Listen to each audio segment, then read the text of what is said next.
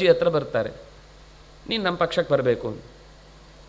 ರಜ್ಜಿ ಹೇಳ್ತಾನೆ, ನಾನು ಯಾವತ್ತೂ ಯಾರ ಪಕ್ಷದಲ್ಲಿ ಯಾರಾದರೂ ಇದ್ದರೆ ನನ್ನ ಪಕ್ಷದಲ್ಲಿ ಇರಬೇಕಷ್ಟೇ ಅವರು.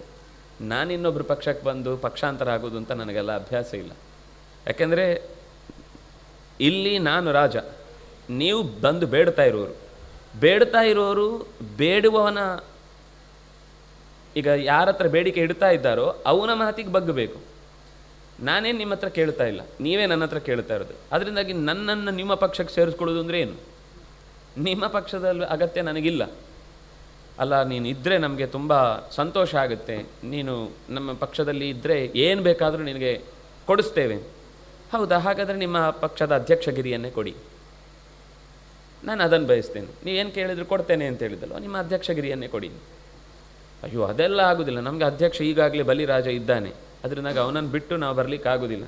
ಹಾಗಾದರೆ ಬೇಡ ಬಿಡಿ, ನನಗೇನು ಬೇಕಾಗಿಲ್ಲ, ನಿಮ್ಮ ಕೈ ಕೆಳಗಿದ್ದು ನಾನೇನು ಅಯ್ಯೋ ಹಾಗೆ ಹೀಗೆ ಕಷ್ಟಪಡಬೇಕಾದ ಅಗತ್ಯ ಇಲ್ಲ ಅಂತ ಸೀದಾ ಅವರನ್ನು ಕಳಿಸ್ಬಿಡ್ತಾನೆ. ದೇವತೆಗಳು ಬಂದು ಅವರು ಇದೇ ಪ್ರಶ್ನೆ ಇಡ್ತಾರೆ, ನಮ್ಮ ಪರವಾಗಿ ನಿಲ್ಲು. ನಿಮ್ಮ ಪರವಾಗಿ ನಿಲ್ಲುವುದಕ್ಕೆ ಏನು ತೊಂದರೆ ಇಲ್ಲ, ನನ್ನದೊಂದು ಕಂಡೀಷನ್ ಇದೆ. ಏನು? ನಿಮ್ಮ ಅಷ್ಟು ಸೇನೆಯ ನಾಯಕ ನಾನು, ನಿಮ್ಮ ಎಲ್ಲದರ ವಿಷಯದಲ್ಲಿ ಅಧಿಕಾರ ಚಲಾಯಿಸುವನು ನಾನು. ಇಂದ್ರ ಖಂಡಿತ ಆಗ್ಬೋದು, ನಮಗೇನು ತೊಂದರೆ ಇಲ್ಲ. ಮೊದಲು ದೈತ್ಯರನ್ನು ಸೋಲಿಸಿ ಗೆಲ್ಲಬೇಕು ಮೊದಲು, ಆಮೇಲೆ ಉಳಿದಿದ್ದ ವಿಷಯ. ಆಮೇಲೆ ಮತ್ತೆ ಇವನು ಈ ಸೂರ್ಯವಂಶದ ರಾಜ ಆದ್ದರಿಂದಾಗಿ ದೇವತೆಗಳ ತನಕ ಓಡಾಡುವ ಶಕ್ತಿಯೆಲ್ಲ ಇದ್ದು ಅವನು ಅಂತಹ ದುರಾಸೆಯನ್ನು ತೋರೋನಲ್ಲ. ಅವನ ಯಜ್ಞ ಯಾಗಾದಿಗಳನ್ನೆಲ್ಲ ಕಂಡು ಆ ಮೂಲಕ ನೇರವಾಗಿ ಭೇಟಿಯಾದವರೇ ಯಜ್ಞದಲ್ಲಿ. ಅದರಿಂದಾಗಿ ನಮಗೇನು ತೊಂದರೆ ಇಲ್ಲ, ನೀನೇನಾದರೂ ಕೇಳು, ಅದೆಲ್ಲ ನಿಮಗೆ ಕೊಟ್ಟೇ ಕೊಡ್ತೇವೆ ಅಂತ. ಸರಿ, ಯುದ್ಧ ಶುರುವಾಗುವಾಗ ಹೇಳ್ದ, ನೀನು ನನಗೆ ಎತ್ತಿನ ರೂಪದಲ್ಲಿ, ವೃಷಭದ ರೂಪದಲ್ಲಿ ನನಗೆ ನೀನು ವಾಹನ ಆಗಬೇಕು ಅಂತ ಇಂದ್ರನಿಗೆ.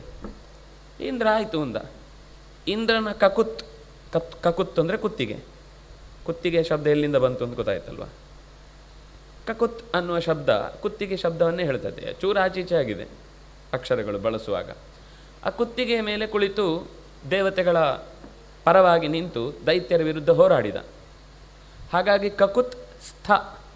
ಕಕುತ್ತಿನಲ್ಲಿ ಕುಳಿತು ಯುದ್ಧ ಮಾಡಿದವನಾದ್ರಿಂದಾಗಿ ಅವನನ್ನು ಕಕುತ್ಸ್ಥ ಅಂತ ಕರೆದ್ರು. ಅವನ ಹೆಸರು ರಜಿ ಅಂತ. ರಜಿಯಾದವನು ಮುಂದೆ ಕಕುತ್ಸ್ಥನಾದ. ಈ ಕಕುತ್ಸ್ಥನ ಮನೆತನದಿಂದ ಹುಟ್ಟಿ ಬಂದವನಾದ್ರಿಂದಾಗಿ ರಾಮಚಂದ್ರನನ್ನು ಕೂಡ ಕಾಕುತ್ಸ್ಥ ಅಂತ ಕರೀತಾರೆ. ಹೀಗೆ ಒಂದು ಹೆಸರು ಒಂದು ಇತಿಹಾಸವನ್ನು ಹೇಳುತ್ತೆ. ಇದು